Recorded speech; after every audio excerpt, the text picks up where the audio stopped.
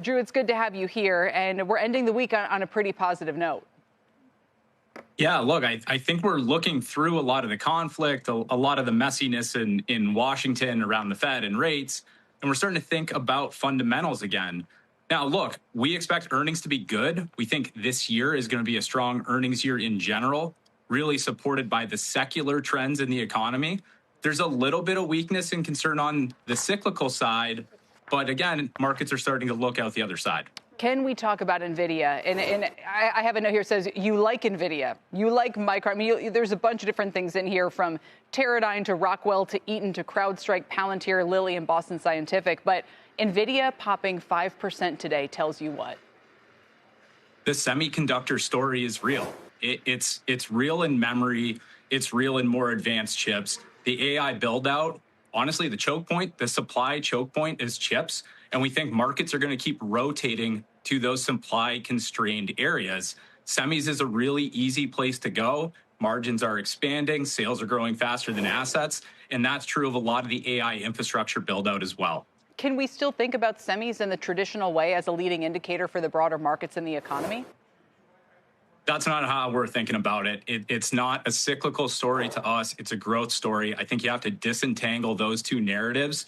And again, it's about build out. It's about AI that we think has legs. But why wouldn't that mean positives for the rest of the market and the rest of the economy?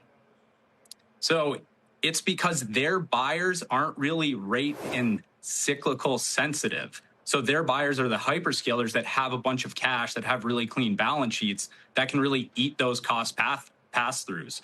But when you look more broader in the cyclical economy, I don't think consumer companies can push along price and inflation the same way the industrials and the semiconductors can to their buyers. So it's about who is buying from them that makes them less cyclical right now. I just wonder if all the investment dollars flowing through the AI economy ultimately will make their way through the jobs market, which makes its way into consumer pocketbooks and wages and spending. I mean, if the money is not being hoarded, isn't it going to be spent and benefit the rest of the economy?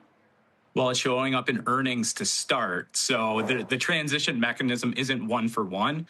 Yeah, it will show up in wage inflation in different types of jobs. That's for sure. We've seen that for a while. People have talked about supply constraints and in more blue collar and physical work. We get that, but that's going to accrue to companies first before it starts feeding through. To us, you're looking at, wealth effect supports consumers. We get that. But more broadly, it's not really the cleanest labor market read if you talk to our economists.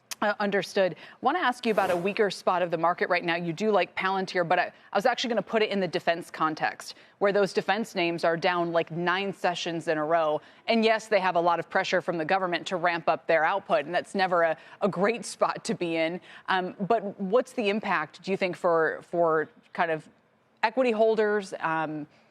And is there anything larger to take away from that other than just be careful of being in that sector right now?